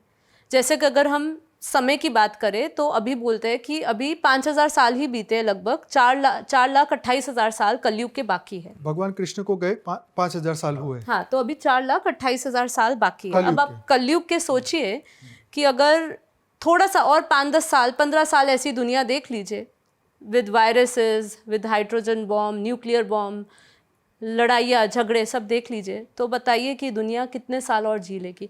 आज हम बच्चों को देखते हैं, जो नवजात शिशु भी पैदा होते हैं, कैसी कैसी बीमारियों से पैदा होते हैं, ऐसे रोग जो आपने सुने नहीं थे। अच्छा, बीच में एक बात रोकना चाहूंगा, कहना चाहूंगा, क्योंकि असुरों का राज धरती पे आ चुका है। किसका? आप चैन से बैठे हो अपने भारत में, लेकिन दूसरे देश वाले तुम्हें चैन से बैठने नहीं दे रहे। असुरों की दुनिया हो गई ना, तो असुर तुम्हें चैन से बैठने नहीं देंगे, तो शिव क्या करेगा? फिर विनाश करेगा। करता है कि नहीं? हाँ, जब आपने देखा ना शिव तांडव कब करते हैं, जब चारों ओर उनका कंट्रोल से बाहर दुनिया जाती है तो तांडव करते हैं, सृष्टि खत्म हो जाती। तो यही बाबूजी बोलना चाहते हैं कि पूरा मल्टीवर्स के अंदर ये तांडव चल रहा है। अभी तो हमें ये स्थूल आंखों से दिखाई नहीं दे रहा, अभी तो हम गैलेक्सियों को टकराते हुए देख रहे हैं, राइट? लेकिन अब आने वाले समय में ये पूरी पृथ्वी भी बदलेगी, पूरा ब्रह्मांड भी बदलेगा। और सर अभी भी असुर मतलब एक तरीके से इस धरती पे कब्जा कर चुके हैं या फिर कर रहे हैं? अच्छा, बहुत ज्यादा। आप देखो, आप मुश्किल से 10% बचे हैं, बाकी के देखो कहाँ है। वो कहता है ये मेरा देश है, ये कहता है अगर मैं कहूँ चाइनीज तो तुम्हें चैन से जीने देंगे। मैं तो कहता नहीं है देवता है, मैं तो कहता हूँ असुर है।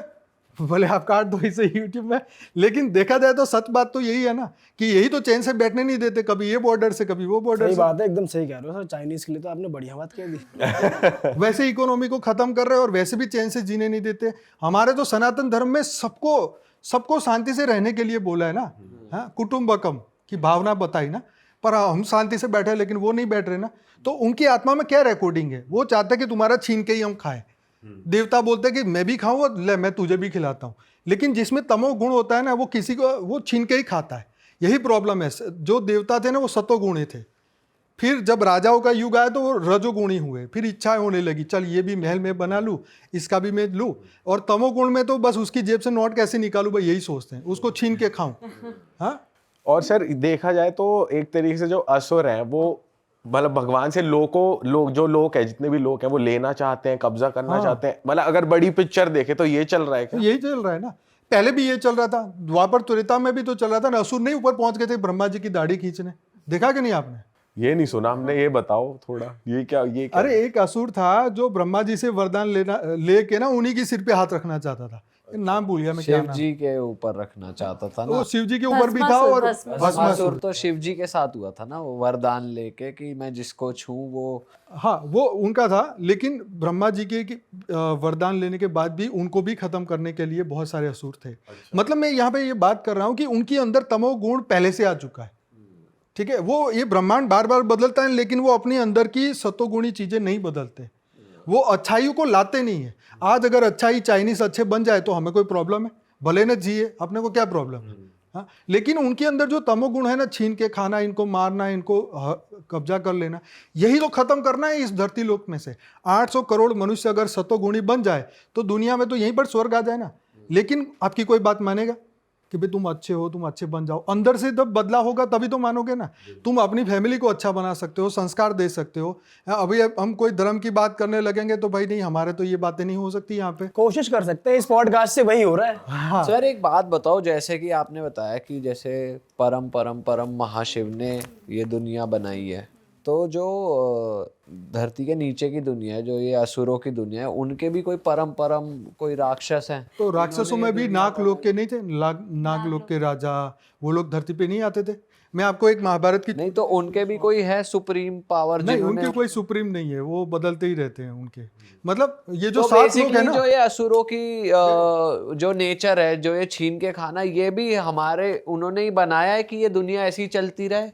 देखो उनका भी पर्पस तो देने वाला वही है ना, ऊपर जो सुप्रीम पावर है वो तो कॉमन है, या तो 2 सुप्रीम पावर है जो एक दूसरे को टेक ओवर करना चाह रही है, या फिर एक ही सुप्रीम पावर है जिन्होंने उनका नेचर ऐसा बनाया, उनका ऐसा बनाया ताकि ये बैलेंस देखो बना मैं रहे। बताता हूँ। पहले तो जब ब्रह्मा ने जब क्रिएशन किया ना, तो सभी दुनिया के जितनी भी क्रिएशन थी बहुत बढ़िया थी, कोई प्रॉब्लम नहीं था, धरती बहुत बढ़िया चली थी, सभी लोग बढ़िया चल रहे थे। लेकिन जैसे जैसे आपने देखा ना कि एक असुर ने बीच के अमृत पी लिया और पी के क्या किया, वो अमर बन गया। अब उसने क्या किया कि अब उसके अंदर नेगेटिव वृत्ति जाग गई कि अब मेरा राज हो, मैं इंद्र बनना चाहता हूं। तो जो रियल इंद्र था और एक असुर में क्या फर्क पड़ा, उन्हीं में से एक बंदा बोला कि मैं बनूंगा इंद्र, तो दोनों के बीच में दुश्मनी हो गई।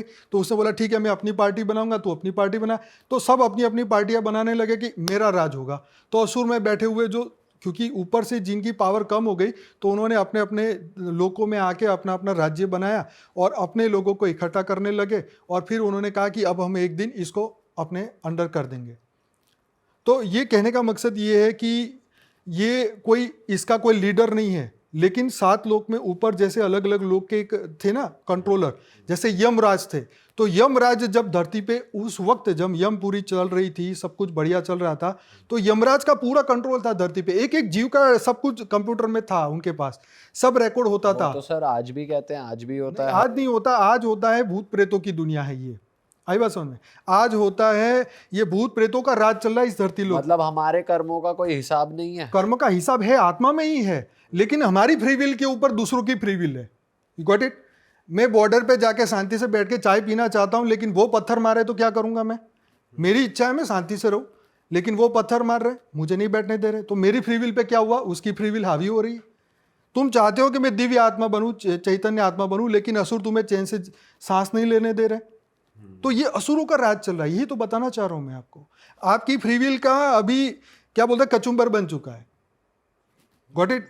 जो सर जैसे हम अभी बात कर रहे थे कि नेगेटिव साइड की भी कोई सुप्रीम पावर है या नहीं, तो जैसे कि कली अवतार की बात, कली की बात होती है कि कली राक्षस होगा और कल की अवतार मारने आएगा, तो ये क्या, ये भी वो भी एक विष्णु का अवतार है कलयुग में, जो कल की अवतार है। पर हमारे बाबूजी बोलते हैं कि कल की अवतार को तो बहुत समय लग जाएगा अभी आने में, क्योंकि वो तो कलयुग के एकदम अंत में, जैसे 4,28,000 का बोला है ना, तो इसीलिए हमारे जो ज्ञानी लोग हैं वो बोलते हैं कि कलयुग तो अभी बच्चा है, क्योंकि 5,000 साल निकले।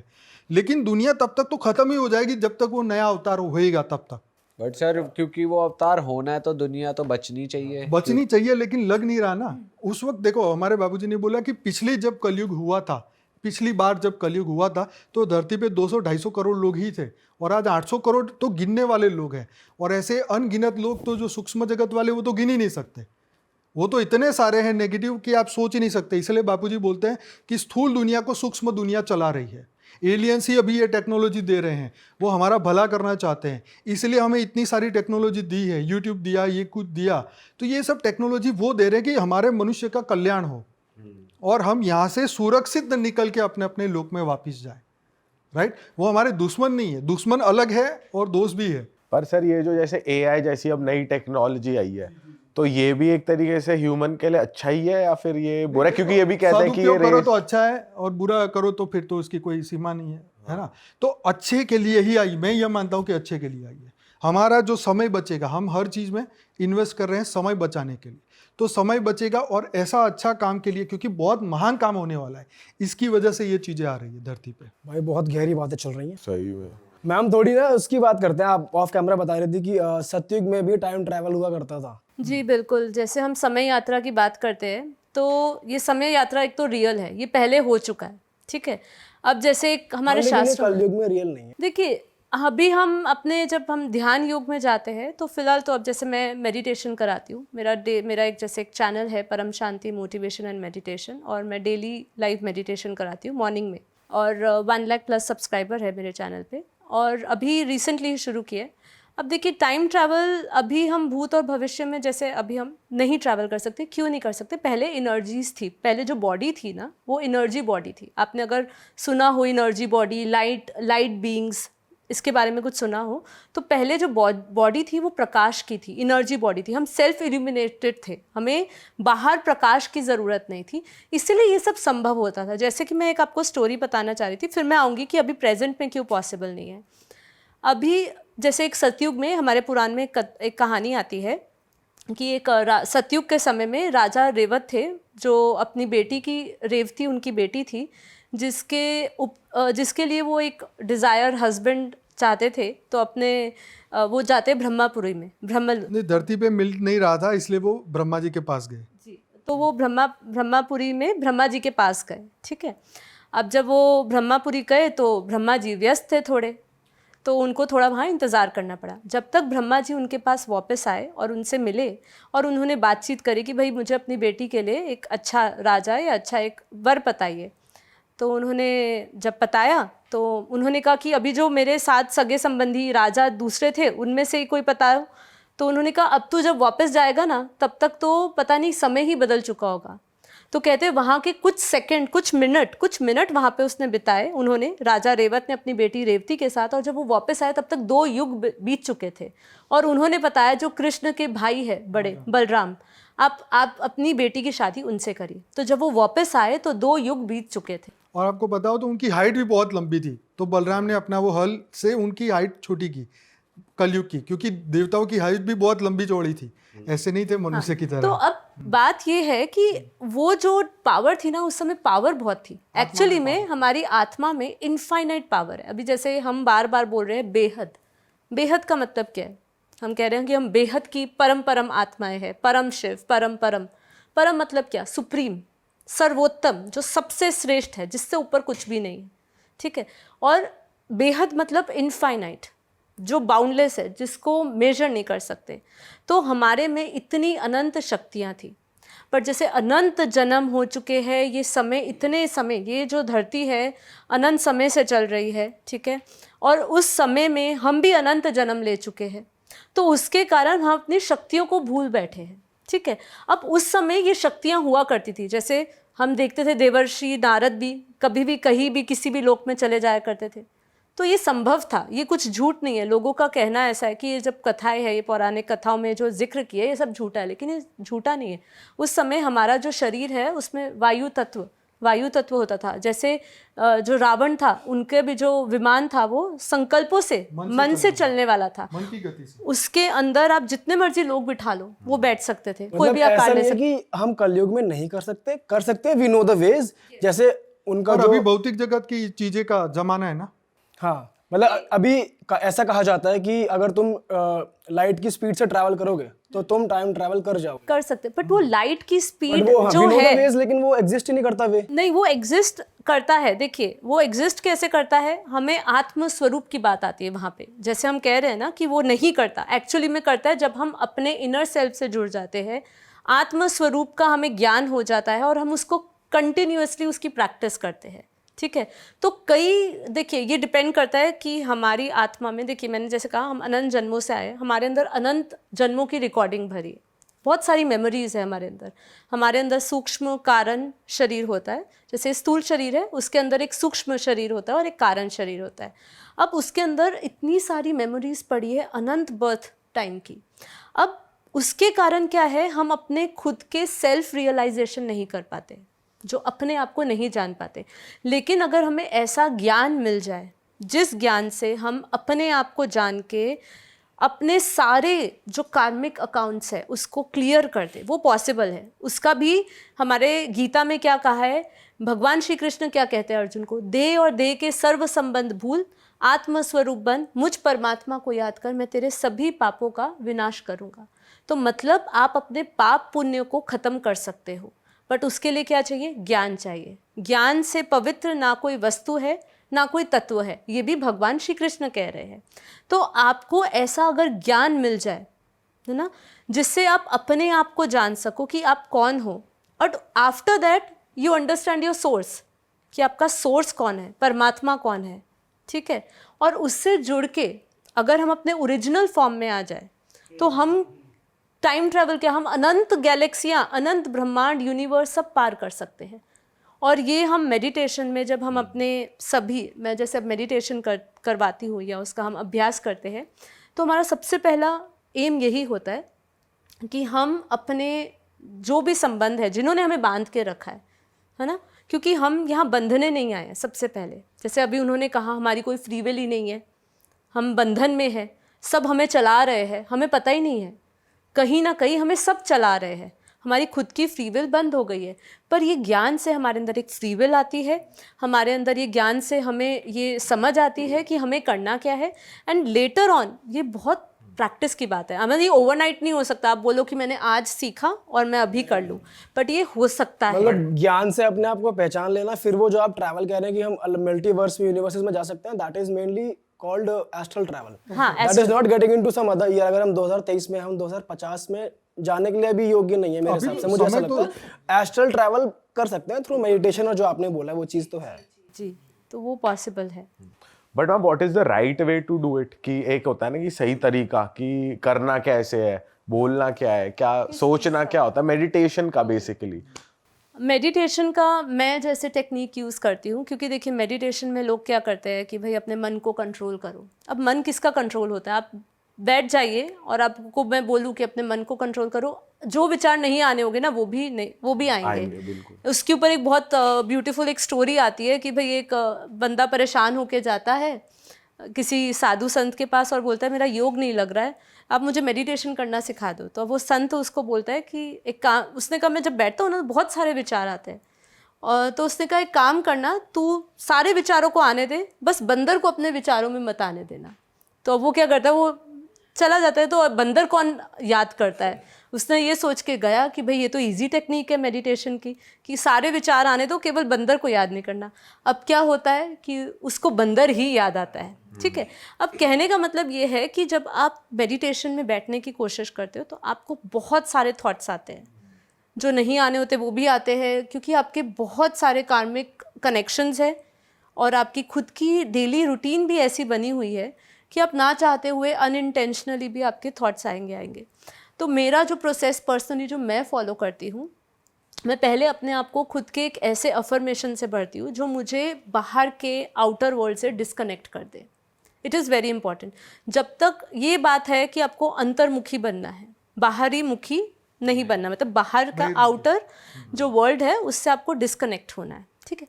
और वो डिस्कनेक्ट होने के लिए आप अपने आप को कैसे मोटिवेट करेंगे, आपको कुछ ना कुछ ऐसा सुनना होगा, या आपको सेल्फ अफर्मेशन, सेल्फ टॉक करनी पड़ेगी कि ये जो भी कुछ मुझे दिख रहा है, या जो रिलेशन जिसके साथ मैं इतना क्लोज फील कर रही हूँ, ये कभी ना कभी ख़त्म होने वाला है। हर कोई ऐसा बंदा है जो किसी ना किसी के साथ अटैच्ड होता है। अब जब आप मेडिटेशन में जाओगे ना, वो अटैचमेंट आपको बहुत परेशान करेगी। अब आपको ये थोड़ा सा अपने आप को रूट ज़रूर लगेगा कि भाई मैं जिनसे अटैच्ड हूँ, मैं उनके बारे में ये क्यों सोचूं कि वो टेम्पररी है, बट ये रियल है। वो जो भी जिनके साथ भी आप अभी अटैचमेंट फील कर रहे हो, वो रियल नहीं है ना, वो कभी ना कभी तो टूटेगी, या समय उसको करवाएगा, या कभी कभी जो हमारे बीच में ग्रजेस, एक्सपेक्टेशंस ये सब आती है, उसके कारण हम लोग वो रिलेशंस तोड़ देते हैं, या समय मौत करवाएगी, ठीक है। तो इन दोनों से जब आप ये सीखते हो कि ये जो कुछ भी मैं निभा रही हूँ, कर रही हूँ, सुख दुख का अनुभव कर रही हूँ, ये सब मेरे जो है ये सिर्फ एक एक्सपीरियंस है, लेकिन ये परमानेंट एक्सपीरियंस नहीं है, ये स्थायी नहीं रहने वाले, कभी ना कभी ब्रेक होंगे ही होंगे। तो when I sit in meditation, मैं उसको कंटिन्यूअसली सेल्फ टॉक करती हूँ कि ये जगत मिथ्या है, मेरा जो स्वरूप है वो प्रकाश का है, मैं अल्टीमेट ब्रह्म स्वरूप हूँ, और मेरे अंदर इनफाइनाइट शक्तियाँ हैं, मैं उसको रिपीट करती हूँ। मैं दुख सुख से परे हूँ, मुझे किसी भी प्रकार का भय नहीं है। मैं जब ये सेल्फ टॉक करती हूँ तो मैं इन्हीं वाइब्रेशन से भर जाती हूँ, because self talk is the technique जिससे आप अपने वाइब्रेशंस को चेंज कर सकते हो, और जब आप वाइब्रेशंस चेंज करते हो तो आपके वाइब्रेशन के साथ जो फ्रीक्वेंसी होती है वो भी चेंज हो जाती है। तो पहले तो इससे करते करते आप अपने आप को डिस्कनेक्ट करते रहते हैं, और ये सब चीज़ें हमारे शास्त्र बोलते हैं कि आपको बार बार ये सोचना होगा कि मैं सारे विषय विकारों से मुक्त हूँ, मैं काम क्रोध लोभ मोह से मुक्त हूँ। अगर आपके अंदर गुस्सा होगा, हाउ यू कैन मेडिटेट? आपको कोई किसी से वैर होगा, किसी के बारे में ग्रजेस होंगी, तो आप कैसे मेडिटेट करोगे? नहीं कर पाएंगे। तो you have to let go and release that. तो पहले मेडिटेशन में सीधा मैं आपको बोलूँ सिट डाउन और आप एकदम शांत होकर आंखें बंद कर लो और आप बस सोचिए मन शांत है, सब कुछ शांत है, वो पॉसिबल नहीं है। You have to self talk, you have to realise कि भाई ये सब चीज़ों को छोड़ना है, ये सब टेम्प्रेरी है, ये लाइफ टाइम में भी हम टेम्प्रेरी आए हैं। हमारी एज कितनी है? आज किसी की पहले 80 साल तक लोग जी लेते थे, 70 साल 100 साल थी, आज तो 35 साल में ही मृत्यु का कुछ पता तो होता नहीं है। तो फिर you have to realise this, and then जब डीप कॉन्शियस में आपको ये रियलाइजेशन हो जाता है कि ये सब चीज़ें झूठ है और आप खुद अपने सोर्स से जुड़ना चाहते हो, अपने आप से जुड़ना चाहते हो, then you start your affirmation कि मैं आत्मा हूँ। अपने आप को यहाँ पे एक ज्योतिर्स्वरूप में देखते हैं, लाइट स्वरूप में देखते हैं, जो एक्चुअली हमारा एक स्वरूप है। हमारे शास्त्रों में ही कहा है कि आपका जो स्वरूप है, जो आत्मा का मूल स्वरूप है, वो परम शांति है, परम प्रकाश है और परम पवित्रता है, जिसमें सिर्फ प्यार ही है, कोई नफ़रत नहीं है। तो जब आप इन सब चीज़ों की रेगुलरली प्रैक्टिस करते हो, then you go into deep connection with your self, with your higher self, and then further आप अपने क्रिएटर से जुड़ते हो। वो एक अलग प्रोसेस है। तो मेडिटेशन इज़ ऐसा नहीं ओवरनाइट आप करेंगे और आपका मन शांत हो जाएगा, पर ये चीज़ है जब आप अपने आप को डिस्कनेक्ट करके अपने आप से जुड़ते हैं ना, तो धीरे धीरे जो बाकी चीज़ें हैं ना, वो सहजता से, सिंपल टेक्निक्स है, कोई मुश्किल नहीं है। ये आपको लग रहा है कि फॉलो करना मुश्किल है, बट एक बार आपने अपने आप को ये सेल्फ अफर्मेशन से भर लिया ना कि मैं भाई ये अच्छा हूँ, अकेला ही अच्छा हूँ, मुझे कोई आसपास नहीं चाहिए। तो जब आप एकांत में रहना सीख जाते हैं, अपने आप में रहना सीख जाते हैं, तब आपका ये पूरा ध्यान की प्रक्रिया शुरू होती है। सो इसी से आप सब शुरुआत कर सकते हैं। और लवली मैम, बहुत मज़ा आया आप दोनों से बात करके। एंड जैसा कि ऑडियंस को मैम ने बातों बातों में बताया, इनका चैनल है जिस पे मेडिटेशन सिखाती हैं, और सर का भी एक चैनल है जहाँ पर ऐसी और ज़्यादा बातें डिटेल में होती हैं, क्योंकि एक एपिसोड तो इनफ नहीं है इतनी बड़ी दुनिया हमें खुद को लग रहा है हमारी समझने का। इतनी सारी बातें रह गई हैं करने को, पर हम डेफिनेटली नेक्स्ट टाइम आप कवर भी करेंगे। कमेंट करिए अगर आपको इस पॉडकास्ट का पार्ट 2 चाहिए। और जाते जाते मैं चाहता हूँ सर आप परम शांति मंत्र के बारे में कुछ बताइए हमारी ऑडियंस को। देखिए, हमारे बापूजी ने परम शांति, बेहद की परम शांति, शॉर्ट में ये उसका है, लाइन है, बेहद की परम शांति। अब बेहद, जैसे मैंने मंत्र बताया कि इनफाइनाइट, पूरा परम शांति। तो हमारी आत्मा के अंदर जो शक्तियाँ थी, जब हम आत्मा का सर्जन हुआ तो परम शांति अवस्था में हम सब थे। तो उस परम शांति शब्द को हम बोलते ही वो वाइब्रेशन शांति के हमारे भीतर आने लग जाते हैं, और हमें वो, क्योंकि जो हम सोचते हैं वही होता है ना। जैसे हम गुस्सा करेंगे तो मुंह लाल हो जाएगा अपने आप ही, ऐसे ही हम परम शांति का संकल्प करते ही अंदर शांति के वाइब्रेशन फैल जाएंगे। तो बेहद की इनफाइनाइट, जहाँ पूरा क्रिएशन है, सब जगह परम शांति हो, सभी जगह एकदम सभी आत्माओं को, सभी जीव का कल्याण हो, विश्व का कल्याण हो, और ऐसे ही हमारे भीतर परम शांति आए। सैल्यूटेशन में हम सामने वाले को भी परम शांति बोलते हैं, तो उनको भी ये परम शांति की महसूसता हो, और परम शांति के वाइब्रेशन चारों ओर फैले, ताकि धरती पे कोई भी दुखी ना रहे। क्योंकि दुख के वाइब्रेशन हो तो दुख फैलता है, सुख के वाइब्रेशन हो तो सुख फैलता है, परम शांति के वाइब्रेशन हो तो परम शांति फैलता है। तो यही है परम शांति का रियल मंत्र, बेहद की परम शांति। पूरे इनफाइनाइट में परम शांति हो, सभी सुख शांति से जिए, आत्मा का कल्याण करे और परम शांति को प्राप्त करे। ये मूल अवस्था है आत्मा की। बहुत सही यार, बहुत कुछ सीखने को मिला आज हमें इस पॉडकास्ट में, और बहुत ही मज़ा आया हमें तो मल्टीवर्स और यूनिवर्स के बारे में बात करने में। वो बात अलग है, कुछ बातें हमारे खुद के ऊपर से भी समझ नहीं आई। ये वो बात सही है, लेकिन आएगी, धीरे धीरे समझ में आएगी। बिल्कुल सही बात है, एक पॉडकास्ट है उसके लिए पूरा हो ही नहीं सकता, 2-3 करने पड़ेंगे और डिस्कशन करना पड़ेगा डीपली। तो चलो जी, मैम का और सर का दोनों के यूट्यूब चैनल्स यहाँ पे आ रहे हैं, गोल बटन आ रहा है, प्लीज़ दबा के सब्सक्राइब कर दें, डिस्क्रिप्शन में भी लिंक है, जाके चेकआउट करें। और हम भी मिलते हैं आपसे नए पॉडकास्ट में। हमारे चैनल को भी सब्सक्राइब कर दें, इस पॉडकास्ट को लाइक करें और कॉमेंट में अपने फीडबैक ज़रूर डालें, है ना जी। टिल देन मिलते हैं दोस्तों आपसे नए पॉडकास्ट के साथ। परम शांति। परम शांति, परम शांति। परम शांति।